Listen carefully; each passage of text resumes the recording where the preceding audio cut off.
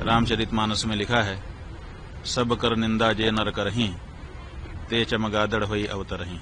सबकी निंदा करने से चमगादड़ की योनि में जाना पड़ता है, ये बात तुलसीदास जी महाराज कह रहे हैं। और उन्हीं तुलसी जी के नाम पे पीठ बना करके बैठे हुए रामभद्राचार्य जी सबकी निंदा कर रहे हैं, प्रेमानंद जी को गलत कह रहे हैं। और प्रेमानंद जी क्यों गलत हैं? क्योंकि वो संस्कृत नहीं बोलते हैं।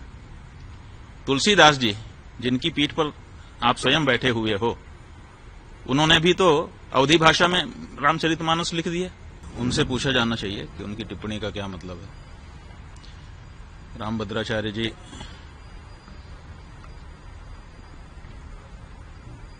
सबकी निंदा करते हैं। पूरी के शंकराचार्य के बारे में कहा है कि रामचरितमानस में तुलसीदास जी ने जिस तुलसी पीठ पर वो बैठे हैं, उसी तुलसीदास जी महाराज ने रामचरितमानस में लिखा है, सब कर निंदा जे नर करहीं, ते चमगादड़ होई अवतरहीं। तो सबकी निंदा करने से चमगादड़ की योनि में जाना पड़ता है, ये बात तुलसीदास जी महाराज कह रहे हैं। और उन्हीं तुलसी जी के नाम पे पीठ बना करके बैठे हुए रामभद्राचार्य जी सबकी निंदा कर रहे हैं। क्या उन्होंने ये एक चौपाई पढ़ी नहीं है, या फिर उस चौपाई के कुछ और अर्थ उन्होंने समझ लिए हैं? ये तो उनसे चर्चा करने पर ही पता चलेगा। रामभद्र जी ने कहा है कि उन्हें 1 लाख क्या कहते हैं शुभ लोग आते हैं, तो क्या कहेंगे आप? ऐसा है कि दावा किया है उन्होंने कि हमको कभी कहा है कि 1 लाख पन्ने याद हैं पृष्ठ, और कभी कहा है कि 1.5 लाख पन्ने याद हैं पृष्ठ। तो अब 1 लाख पृष्ठ याद हैं कि 1.5 लाख पृष्ठ याद हैं, इसकी कोई परीक्षा तो हुई नहीं है। दावा उन्होंने जरूर किया है। उन्होंने 3 दावे, वैसे तो अनेक दावे किए हैं, लेकिन 3 प्रमुख दावे हैं। एक उनका दावा है कि मुझे 1.5 लाख पृष्ठ याद है, कंठस्थ है। दूसरा उनका दावा है कि हमको 23 भाषाएं आती हैं। और तीसरा उनका दावा है कि मैंने राम जन्मभूमि में जो गवाही दी उसके कारण फैसला हो गया। लेकिन इन तीनों दावों की पुष्टि अभी नहीं हुई है, क्योंकि 1.5 लाख पृष्ठ उनके कंठ में हैं, कभी परीक्षा तो हुई ही नहीं है, तो बिना परीक्षा के दावा ही है। इसलिए हम चाहेंगे कि 1.5 लाख पृष्ठ कौन कौन से हैं उनको निकाल के एक जगह पे रखें और फिर लोगों को आमंत्रित कर दें कि आइए, जिसको किसी भी प्रश्न से पूछना हो हमसे पूछिए, हमको सब कंठस्थ है। 150 पृष्ठों से 1.5 लाख पृष्ठ याद हैं, तो कम से कम 150 पृष्ठ एक बार पूछ लिए जाएं कोई भी पृष्ठ, और उसके बाद अगर वो सब सुना देते हैं तो सब लोग जय जयकार करेंगे, हम लोग भी जय जयकार करेंगे, है ना। ये विश्व के लिए बड़ा अचंभा होगा कि हमारा एक संत 1.5 लाख पृष्ठ कंठस्थ करके बैठा है। तो हम चाहेंगे कि अब ये मौका आ गया है कि वो 1.5 लाख पृष्ठ कौन कौन से हैं छांट दें और उनको एक मेज पर सजा दिया जाए और फिर लोगों को बुला लें। 150 पृष्ठ केवल पूछे जाएंगे। अगर 150 पृष्ठ कंठस्थ उनको हो गए उनमें से, तो हम लोग मान लेंगे कि सब कंठस्थ हैं। वो कहते हैं कि 23 भाषा हमको आती है। अभी तक उनका कोई भी वीडियो YouTube पर खोजने से हिंदी के अलावा दूसरी भाषा में मिलता नहीं है। तो अगर 23 भाषा आती होती तो 23 भाषा में उनका कोई न कोई प्रवचन होता कहीं न कहीं।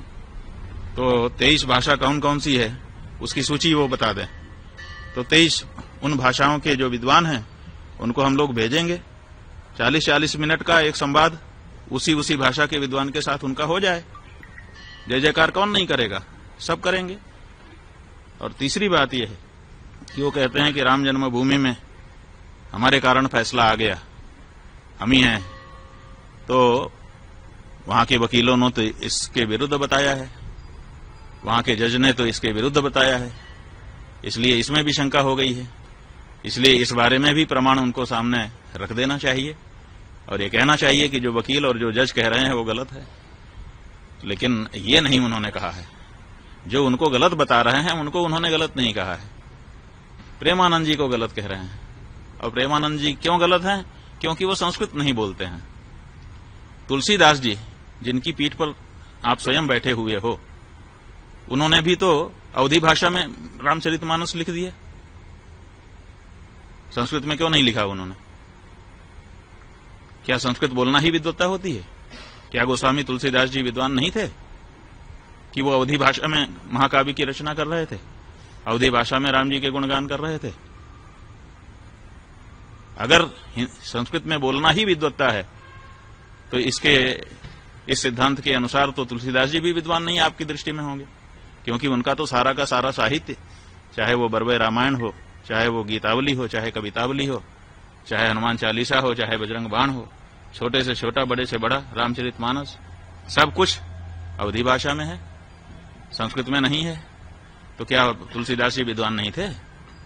तो ये जो परिभाषा आप लेकर के आए और हमने ये पूछा है कि आप ये बताइए, प्रेमानंद जी महाराज दिन भर राधे राधे श्याम श्याम कह रहे हैं, तो राधे राधे श्याम श्याम ये जो शब्द हैं ये संस्कृत भाषा के हैं कि नहीं, और संबोधन विभक्ति में हैं कि नहीं? और जब संबोधन विभक्ति से अपदम न प्रयुंजित, अपद नहीं बोलना चाहिए, और वो उसको पद बना करके संबोधन विभक्ति में ढाल करके अगर दिन भर उच्चारण कर रहे हैं तो आपसे ज्यादा संस्कृत तो वो बोल रहे हैं। आप कितनी देर संस्कृत बोलते हैं दिन भर में, बताइए? केवल प्रवचन में जहां उदाहरण देने का अवसर आता है, कुछ श्लोक आप बोलते हैं, उतना ही तो संस्कृत आपके द्वारा बोला जाता है, और वो दिन भर राधे राधे श्याम श्याम रटते हैं, जो कि पद है, जो कि संस्कृत व्याकरण की दृष्टि से शुद्ध शब्द है। तो वो तो आपसे ज्यादा संस्कृत रोज बोल रहे हैं, और आप कह रहे हैं कि वो संस्कृत नहीं बोलता है। माने संबोधन विभक्ति में जब भगवान का नाम बोला जाता है तो क्या वो संस्कृत नहीं होता है? और अगर संस्कृत होता है तो वो तो संस्कृत ही बोल रहे हैं, दिन भर संस्कृत बोल रहे हैं। आप उनको क्यों कह रहे हैं कि वो संस्कृत नहीं जानते हैं? तो ये जो बातें हैं, इन सब से पता चलता है कि या तो उनकी बात को ध्यान ही देना छोड़ दिया जाए, बिल्कुल अप्रमाण मान लिया जाए, और या तो फिर उनको अपनी योग्यता और अपने जो दावे हैं उनको जनता के सामने आकर के प्रमाणित कर देना चाहिए। हम कहना चाहेंगे, वो पुरी के शंकराचार्य जी को कहते हैं कि वो संस्कृत नहीं बोलते हैं। संस्कृत नहीं बोलते, कोई इच्छा से बोलता है? भाषा जो है वो विवक्षाधीन होती है। विवक्षा का मतलब होता है बोलने की इच्छा। हमको इच्छा होगी तो हम बोलेंगे, इच्छा नहीं होगी नहीं बोलेंगे। कोई हमको जबरदस्ती करेगा कि तुम यही बोलो? ये तो महाराष्ट्र के ठाकरे बंधु हो गए कि बोलना ही पड़ेगा। अरे भाषा जो है, भाषा का नियम है, वो विवक्षाधीन होती है। जो बोलना चाहता है वो बोलता है, जिसको नहीं इच्छा होती है नहीं बोलता है। कौन सा शब्द मैं बोलूंगा ये कोई हमको बताएगा? हम खुद बोलते हैं। जब हमको जिस शब्द की इच्छा होती है उस शब्द का उच्चारण अपने मुख से हम करते हैं। भाषाएं जो होती हैं वो विवक्षाधीन होती हैं, बोलने की इच्छा के अधीन होती हैं। तो ऐसी परिस्थिति में वो नहीं बोलते हैं उनकी इच्छा, लेकिन वो संस्कृत के विद्वान नहीं है, ऐसा तो नहीं है। हम तो जहां तक हम देखिए, हमने पुरी के शंकराचार्य जी का भी प्रवचन सुना है, गंभीरता से सुना है, और इनका भी प्रवचन सुना है, और हम ये कह रहे हैं कि पुरी के शंकराचार्य जी इनसे बहुत बड़े विद्वान हैं।